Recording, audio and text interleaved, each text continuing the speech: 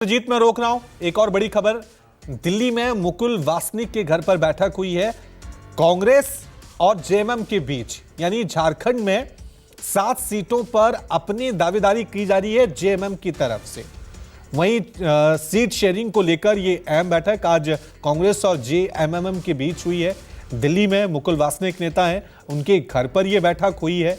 कोई fix formula निकलकर सामने आता, अभी तक जो खबर आई है कि 9 सीटों पर कांग्रेस चुनाव लड़ना चाहती है और जेएमएम ने 7 सीटों पर अपनी दावेदारी की है। दीपक दुबे इस खबर पे हमारे साथ और ज्यादा अपडेट के साथ बने हुए हैं। दीपक, क्या जानकारी मिल पा रही है इस बैठक में?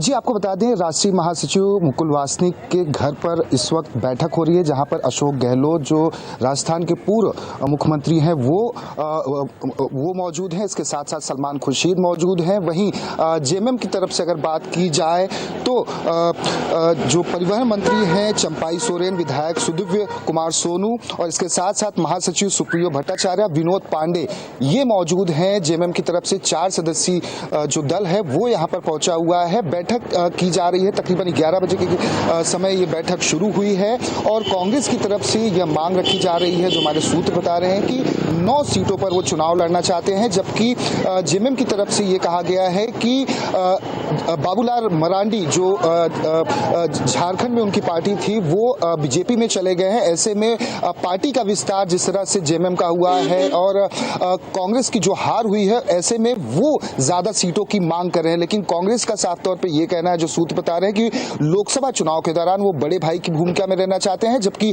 विधानसभा की अगर बात की जाए तो बड़े भाई की भूमिका में जेएमएम रहे। लेकिन अब ऐसे में देखना होगा कि आरजेडी को अगर 2019 की अगर बात की जाए तो जेएमएम ने अपने खाते से 1 सीट दी हुई थी। ऐसे में अगर जेडीयू भी इंडिया अलायंस के गठबंधन में शामिल हो चुकी है तो ऐसे में देखना होगा कि जेडीयू को भी डिमांड होगी कि उनको भी 1 या 2 सीटें मिले। इसके साथ साथ वाम दल जो है उन्हें भी सीट की दरकार होगी। तो ऐसे में देखना होगा कि क्या कांग्रेस के जो आला नेता हैं, खासतौर पर ये पहली बार ऐसा हो रहा है, पहली बैठक हो रही है जेएमएम और कांग्रेस के नेताओं के बीच। इसके बाद जो दूसरे राउंड की बातचीत होगी वो वरिष्ठ नेताओं के बीच होगी, जिसमें सीट शेयरिंग को लेकर बातचीत संभवतः पूर्ण कर ली जाएगी। लेकिन इस वक्त जो मांग की जा रही है कांग्रेस की तरफ से 9 सीट, संभवतः कांग्रेस 7 सीटों पर मान सकती है, क्योंकि आरजेडी, जेडीयू और वाम दलों को भी सीट देनी होगी। हालांकि जेएमएम ने अगर 2019 की बात की जाए तो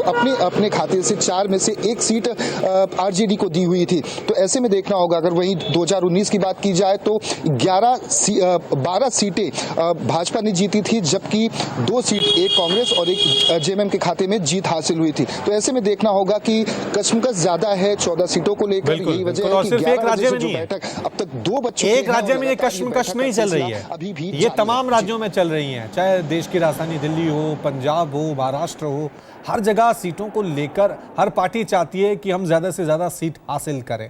कांग्रेस हर जगह सेंटर पॉइंट पे नजर आ रही है, वो क्या फैसला लेगी ये भी देखने वाली बात होगी। अमिताभ ओझा हमारे साथ बने हुए हैं। अमिताभ, संयोजक को लेकर तो अभी नीतीश कुमार पत्ते नहीं खोल रहे हैं, लेकिन बिहार में कहा जा रहा था कि बड़ी आसानी से सीट शेयरिंग को लेकर चीजें बहुत क्लियर हो जाएंगी। क्या आपको लग रहा है इतनी आसानी से हो जाएंगी? अभी पेच फंसा हुआ है वहां भी बिहार में भी सीट शेयरिंग को लेकर। दोनों लग रहा है कि नहीं रवि, अभी देखिए बहुत पेच फंसी हुई है यहाँ पे। जिस तरीके से अभी कांग्रेस ने 10 सीटों की मांग की है, जेडीयू ने 17 सीटों का दावा किया है और आरजेडी जेडीयू की इसके 16-17 सीटों का दावा उनका भी है। इसके अलावा जो लेफ्ट पार्टियां हैं, चाहे वो भाकपा माले हो, उन्होंने 5 सीटों का दावा किया है। जो सीपीआई हैं उन्होंने 3 सीटों का दावा किया है। माकपा ने 2 सीटों तक, तो ये आंकड़ा 54 का पहुंच जाता है और सीटें हैं 40।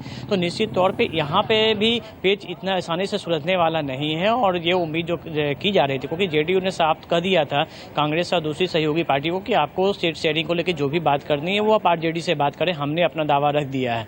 और तमाम लगातार जो जेडीयू के बड़े नेता हैं वो इसी बात को दोहरा रहे हैं कि हम उससे नीचे समझौता नहीं कर सकते हैं। जो हमारे सिटिंग एमपी हैं वो 16 हैं, 1 सीट पे हम सेकंड नंबर पर रहे थे तो वो सीट भी हमारी बनती है। तो ये लगातार ये जो स्टैंड है वो जेडीयू का है, उससे झुकने को तैयार नहीं है। कांग्रेस ने 10 सीटों की मांग की थी, जो दिल्ली में उनकी बैठक हुई थी उसमें 10 सीटों की बात कही गई थी।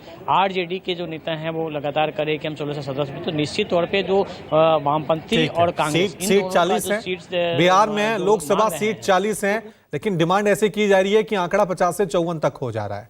देखना यह है कि आखिर में सहमति क्या होगी, फॉर्मूला क्या निकल कर आएगा। उत्तर प्रदेश का रुख कर लेते हैं। मेरे साथ मेरे सहयोगी अशोक तिवारी बने हुए। अशोक, क्योंकि इंडिया अलायंस की बैठकों का दौर चल रहा है, लेकिन सबसे ज्यादा तीखी नोकझोंक और सबसे ज्यादा तीखी तकरार अगर कहीं देखने को मिल रही है तो वो है समाजवादी पार्टी और कांग्रेस के बीच। आज उत्तर प्रदेश की सियासत को लेकर अखिलेश यादव का इस बैठक में कोई रुख, कोई खबर?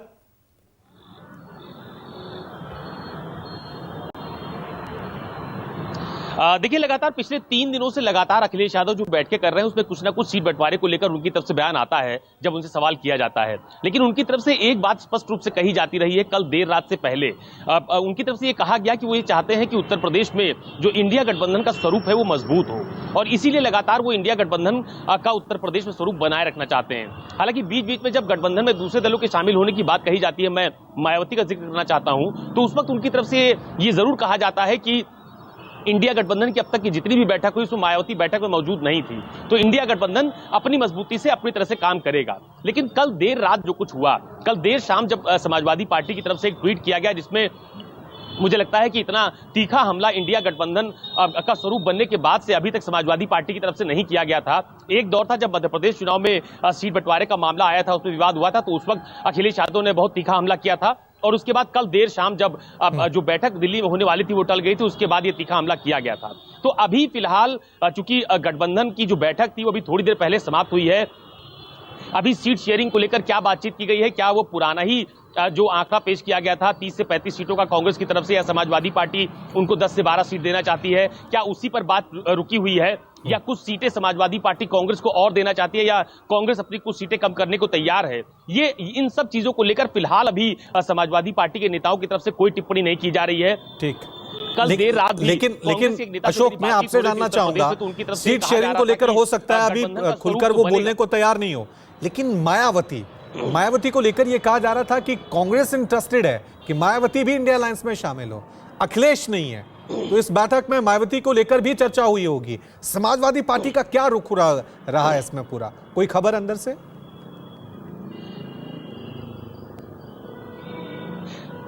देखिए, सबसे अहम बात तो यह है कि यूपी कांग्रेस के प्रभारी अविनाश पांडे जब लखनऊ दौरे पर थे, उन्होंने ये कहा था कि वो ये चाहते हैं कि इंडिया अलायंस का स्वरूप बड़ा हो जाए। उनका इशारा मायावती की तरफ था, और ये कहा जा रहा था कि अगर बसपा भी इस गठबंधन में शामिल होती है तो गठबंधन को मजबूती मिलेगी। लेकिन एक बात बिल्कुल तय है कि यूपी की सियासत में पिछले लोकसभा चुनाव से लेकर इस लोकसभा चुनाव तक, यानी कि 2019 से लेकर 2024 के बीच समाजवादी पार्टी और बहुजन समाज पार्टी के बीच इतनी दूरी सियासी तौर पर बन चुकी है जिसका पटना फिलहाल मुश्किल है। तो ये तो तय है कि अगर इंडिया गठबंधन में समाजवादी पार्टी रहेगी तो बहुजन समाज पार्टी उस गठबंधन में शामिल नहीं होगी। ये अभी तक के सियासी समीकरण इस तरफ इशारा कर रहे हैं। दूसरी बात, अगर बहुजन समाज पार्टी या मायावती इंडिया गठबंधन का हिस्सा बनती है किसी भी परिस्थिति में, तो समाजवादी पार्टी उस गठबंधन का हिस्सा नहीं होगी। तो फिलहाल अभी तक जितने भी घटक दलों की बैठक हो रही है उसमें बसपा का कोई नेता न बुलाया गया है, न वो शामिल हुआ है। अंदर खाने ये जरूर बात कही जा रही है कि कांग्रेस पार्टी के कुछ नेता ये चाहते हैं कि उत्तर प्रदेश में अगर बसपा भी गठबंधन में शामिल हो जाएगी तो गठबंधन और मजबूत होगा। लेकिन सबसे बड़ा सवाल फिर वही आ जाएगा कि सीटों का बंटवारा जब समाजवादी पार्टी और कांग्रेस के बीच तय नहीं हो पा रहा है, तो अगर मायावती इस मैदान में कूदेंगी तो सीटों का बंटवारा कैसे तय हो पाएगा, ये बहुत बड़ा सवाल होगा। ठीक है, इंद्रजीत का एक बार फिर रुख कर लेते हैं। इंद्रजीत, उद्धव ठाकरे आज की बैठक में शामिल नहीं हुए हैं, लेकिन सवाल यह था कि शुरू में यह खबर भी आई थी कि उद्धव ठाकरे मान गए हैं कि नीतीश कुमार संयोजक होने चाहिए। तो संयोजक पद को लेकर महाराष्ट्र की सियासत से क्या खबर है? शरद पवार, उद्धव ठाकरे क्या स्टैंड रख रहे हैं?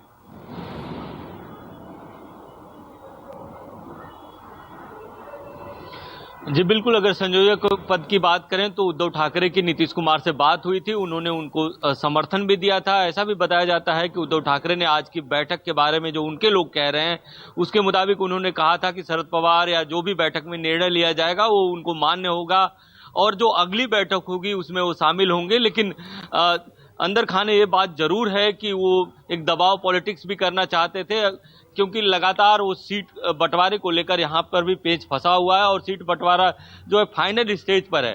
अगर कांग्रेस की बात करें तो कांग्रेस लगातार यहाँ पर 23 सीटें मांग रही है, और कांग्रेस की तरफ से ये कहा जा रहा है कि दोनों पार्टियां, एनसीपी, शरद पवार की एनसीपी हो या उद्धव ठाकरे की शिवसेना हो, दोनों कमजोर हुई हैं, इसलिए उनका ज्यादा हक बनता है, उनके पास ज्यादा लीडर हैं, ज्यादा लड़ने वाले लोग हैं। इसलिए कांग्रेस ज्यादा सीट मांगती है। लेकिन जो उद्धव ठाकरे की पार्टी शिवसेना है वो 23 सीट मांग रही है, क्योंकि पिछली बार उसने 23 सीट पर लड़ा था, लेकिन पिछली बार 2 ही लोग पार्टी थी, शिवसेना और बीजेपी का ही समझौता था। तो कहीं ना कहीं 23 दे पाना मुश्किल है, लेकिन कितना नीचे आते हैं उद्धव ठाकरे ये देखना होगा। यही कारण है कि इस मामले में फूक फूक कर दोनों ही पार्टियां कदम रख रही है। हालांकि उनकी तरफ से ये जरूर कहा जा रहा है बहुत समझदारी के साथ जो भी फूक निर्णय फूक कर होगा आज की सभी बैठक पार्टियां कदम रख रही हैं, लेकिन समय कम है। समय कम है, लोकसभा चुनावों की घोषणा कभी भी हो सकती है। बीजेपी जिस रफ्तार से चल रही है उस रफ्तार की बराबरी करने के लिए इंडिया अलायंस को जल्द से जल्द फैसले लेने, चाहे वो संयोजक पद हो या फिर सीट शेयरिंग को लेकर। बहुत बहुत शुक्रिया आप सभी का हमारे साथ जुड़ने के लिए। चलिए खबरों में आगे बढ़ते हैं। सीएम केजरीवाल को ईडी की तरफ से आज चौथा समन भेजा गया। शराब घोटाले में पूछताछ के लिए समन भेजा गया। ईडी ने 18 जनवरी को अरविंद केजरीवाल को पूछताछ के लिए बुलाया है। 3 समन के बाद भी अरविंद केजरीवाल पेश नहीं हुए। दिल्ली में शराब घोटाले मामले में अरविंद केजरीवाल को ईडी की टीम लगातार तलब करने के लिए समन भेज रही है। अब तक ईडी की तरफ से 3 समन भेजे जा चुके थे और आज चौथा समन।